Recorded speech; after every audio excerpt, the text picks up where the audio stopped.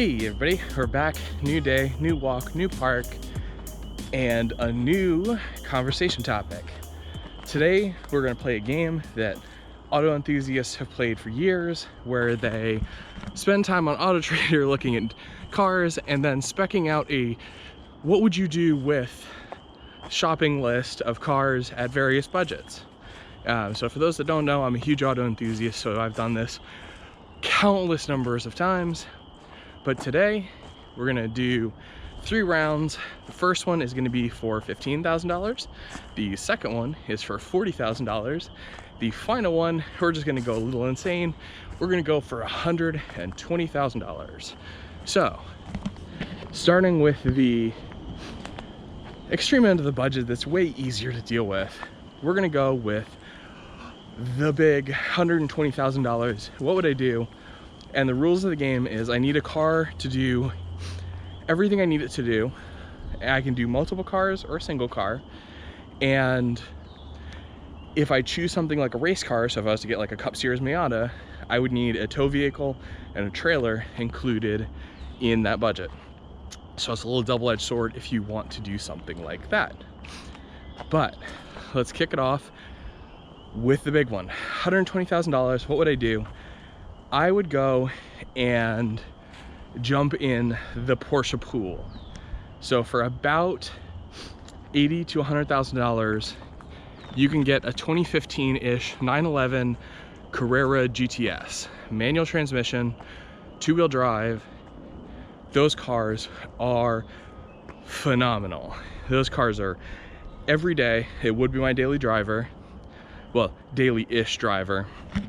Fun weekend car. The exhaust note is great, the motor is great, they're reasonably reliable, even though I don't think that's part of the IMS issue years. Even if it was, it's an easy fix, done and dusted. Most of them have been fixed already anyway, but that would be car number one.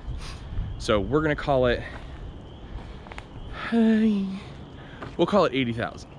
No, that's cheating. I'm gonna spend a little more, get a little nicer one. We'll call it 95. So I've got $25,000 left.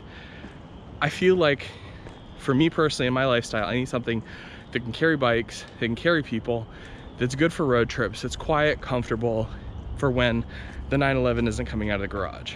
So I think what I'm gonna do is I'm gonna spend $25,000 on a Lexus.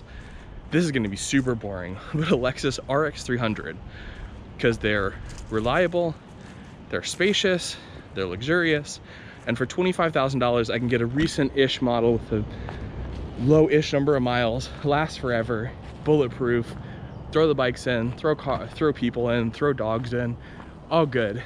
Just a good kick around, especially for around here in New York City and Staten Island. Having that extra ground clearance is good. Having the extra sidewall on the tires is great. So I think that would be it. So it'd be a Porsche and a Lexus. Could get more boring than the latter. So let's drop down in budget and get to something a little more interesting. So this one, we're going from $40,000. And at $40,000, I think for a fun car, it's gonna have to be like a 2006, 2007 C6 Corvette, because those are now under $20,000 for most of the base ones. And since getting a Corvette, I wouldn't want to get one of the special editions, because I would A, want to drive it, and B, I would want to modify it.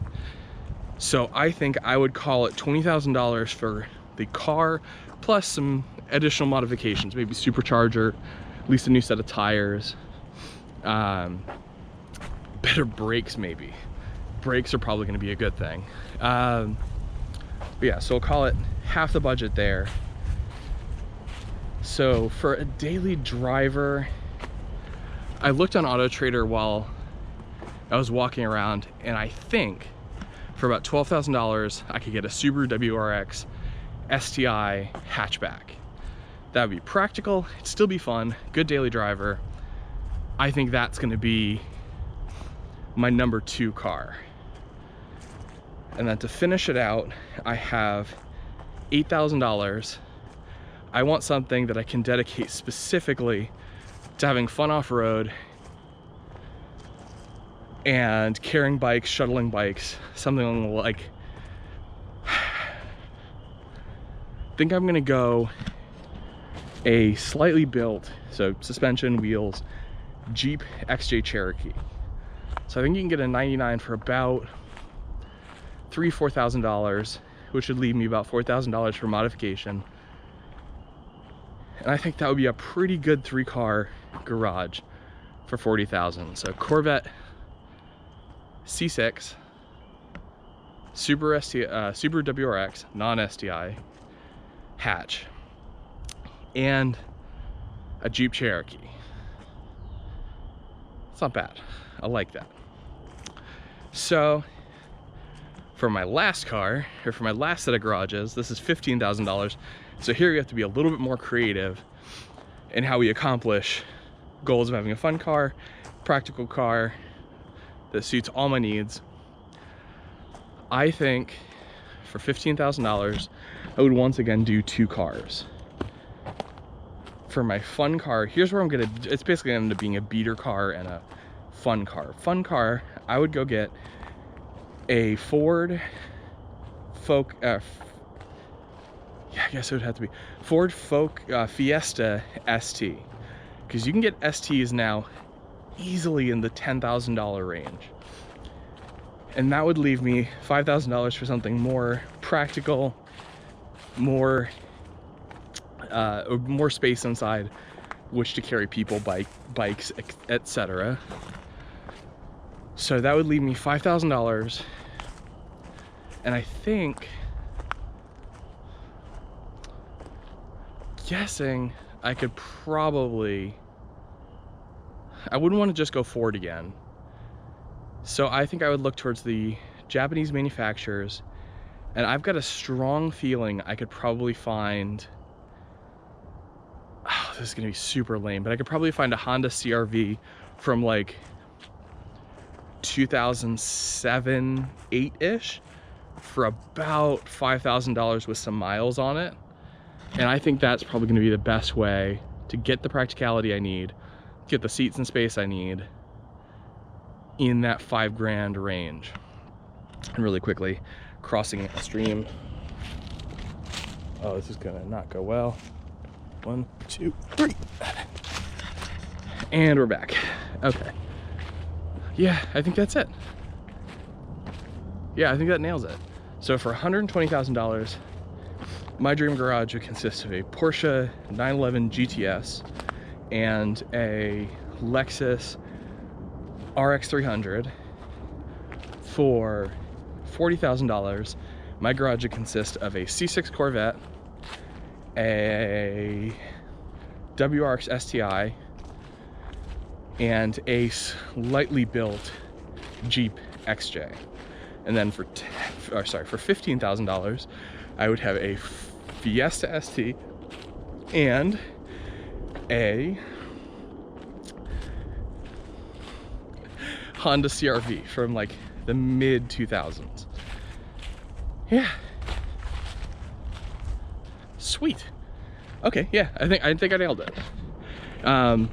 So with this topic, if you're watching this video, please in the comments let me know what you would do at each of those budget price points for 15, 40, and 120. Let me know what you do. Let me know what you think of my choices.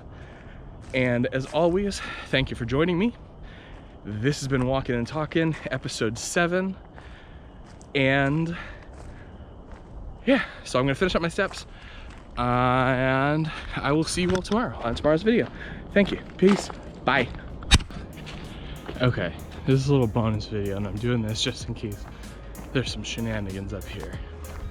But through the woods, I saw what appears to be a teepee or a beaver dam.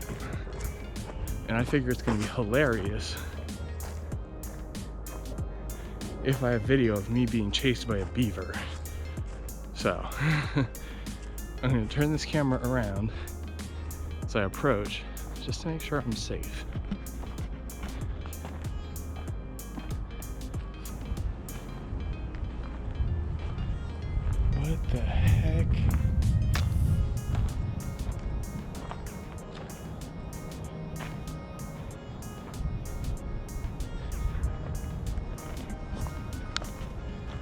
That's pretty rad. It's like a full-on lean-to.